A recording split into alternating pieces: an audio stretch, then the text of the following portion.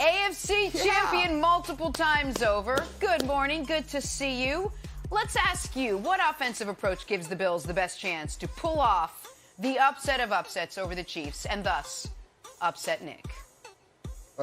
Well, with that sage wisdom from Josh Allen, but what he means is that obviously as explosive as they are, you've got to figure out a way to try to match their points. But that can be a very dangerous approach. And I've been in situations like that where you're playing teams that have scored record number of points. I remember the greatest show on turf in the Super Bowl, our first Super Bowl. We could have easily gone into that and said we're going to chase points, but we didn't. And these games unfold in strange ways. And oftentimes when you're chasing points, you take chances that, may or may not work out. And then you give these explosive offenses extra opportunities with the ball. And you also put pressure on the offense to do things that can be a little bit out of character. So I don't think that's the way they want to go. And they realize that, or I'm sure Brian Daboll realizes that. The most important thing they can do is try to slow things down for Josh, to try to make it as comfortable as possible for him, especially early. KC's going to pressure. There's going to be multiple looks in the way that they pressure, and incorporating some screens. Like Nick agrees. The running game, quarterback-driven runs, easy completions, maybe vary the running game so it's some wide receiver sweeps, things like that.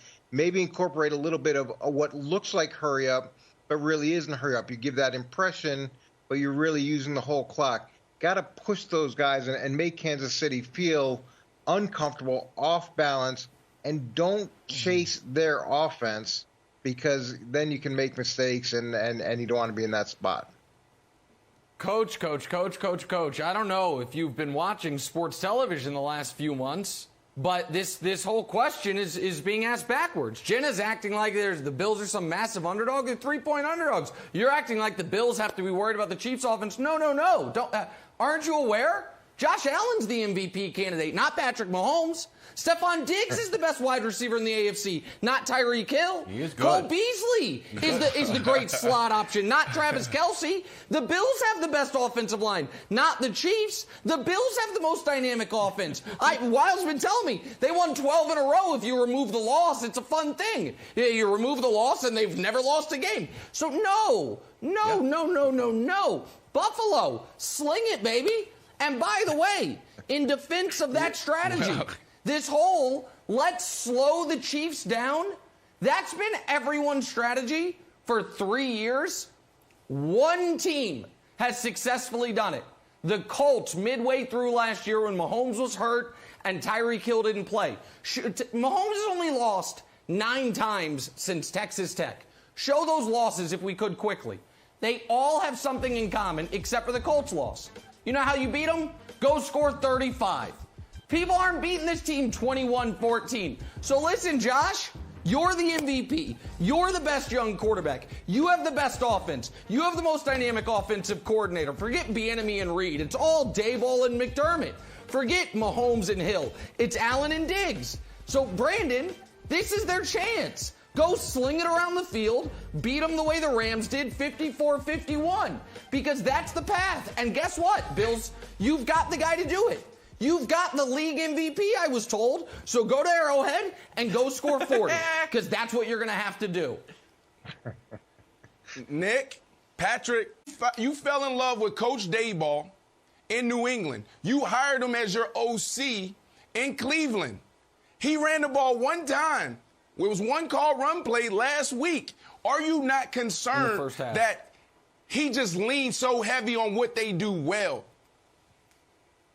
Well, first of all, I'm concerned about Nick's sense of woe is me that he's got going because his Kansas City Chiefs aren't being respected enough, and Patrick Mahomes isn't being respected enough. Nobody believes that must be so. Must be so hard for you to deal with that, Nick. I'm sorry to hear that.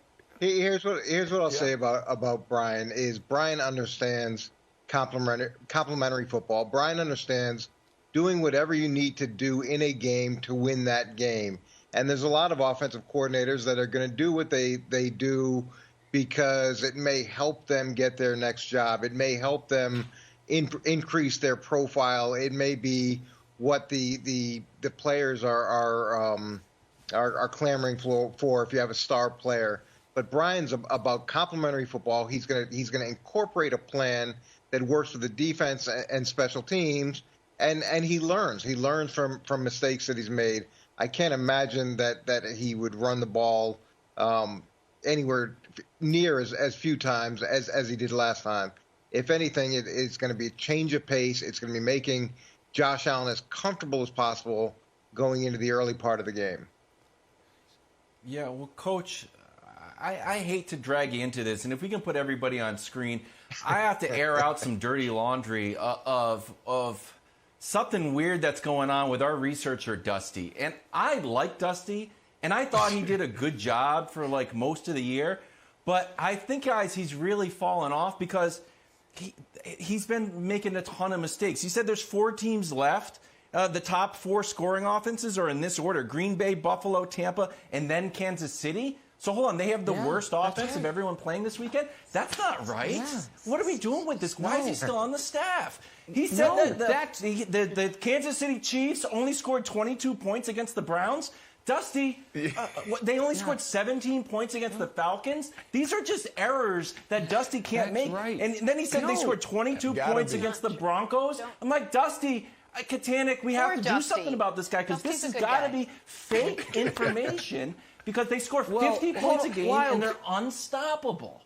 It's Wiles, I'll address all that. First of all, you only had one semi-factor there. I guess you're talking about the Broncos game, the second one, because the first one I think they scored is 40-something. We can check. They played twice. Yeah, okay. No, the more recent the Falcons one. game that you keep the Falcons game that you keep hanging your hat on is when the Chiefs already had the 1 seed locked up. In the Browns game, they lost their quarterback to injury early in the third quarter. But I agree with you, which is why are we talking about getting Aaron Rodgers into a rhythm, making sure he's comfortable? No, because he's awesome. So Josh Allen, you're the MVP. That's what I've been told. The odds say you are the second most likely to win MVP behind only Aaron Rodgers. Mahomes is the, best I can tell, the worst quarterback remaining.